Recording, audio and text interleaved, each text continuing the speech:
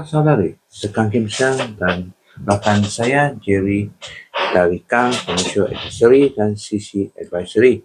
Jadi hari ini kita punya topik ialah Sabah berkukuh keselamatan Exxon guna teknologi AI. Jadi kerajaan negeri terus komited mengkukuh keupayaan keselamatan di zon selamat Sabah Timur Eskom. Jadi dengan penggunaan teknologi canggih termasuk kecerdasan bantuan AI bagi memastikan kestabilan negeri sentiasa terjamin.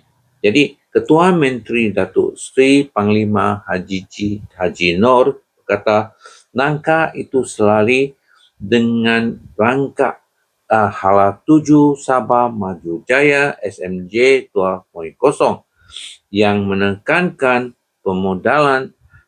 pemodenan sistem keselamatan melalui penggunaan teknologi seperti drone, radar, serta analisis data raya biodata. Jadi seiring dengan SMJ 2.0, kita mau agensi keselamatan memperkasakan penggunaan AI dalam operasi supaya sistem keselamatan bukan sahaja kukuh secara fizikal, tetapi juga dari segi digital katanya.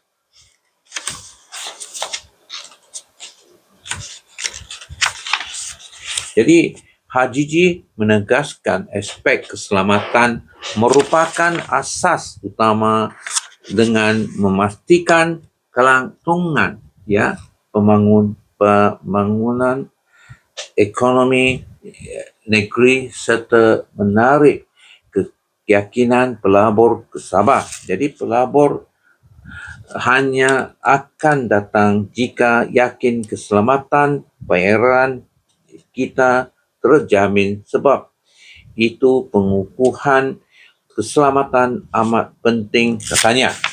Jadi sampai sinilah saya sarankan platform ini kepada Jerry untuk mengulas sedikit tentang hal ini. Jerry.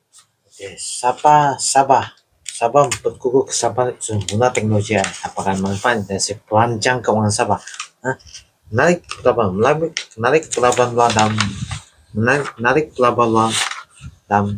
luar dan dalam negara.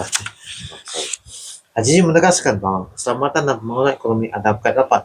Tanpa menjamin keselamatan yang kukuh, keyakinan pelabur akan terjejas, aktivitas ekonomi akan terhalang, dan kesejahteraan rakyat turut menderita. Kawasan seperti Lada itu sempurna dan senang berpotensi yang besar menerima aliran kawasan baru apabila persepsi keselamatan baik. Membuka potensi ekonomi biru. Sektor maritim dan ekonomi biru dikenal pasti sebagai pemanju pertumbuhan baru di bawah rangka kerja Sabah Maju Jaya 2.0,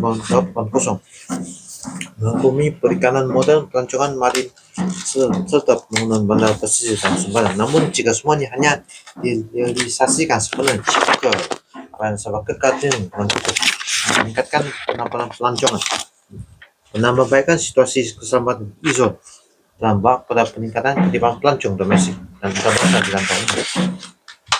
Secara langsung menjana pendapatan bagi industri hospitality, pengangkutan dan perikanan. Kecakapan kos operasi keselamatan.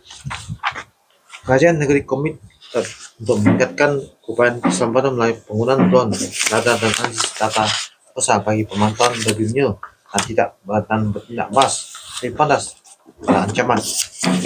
Pembangunan bandar Sabah mempunyai garis pantai strategik sepanjang lebih 1.400 km dan berfungsi sebagai barisan hadapan negara di Borneo dan Laut Sulu. Keselamatan yang lebih kukuh akan membuka peluang pembangunan bandar Sabah.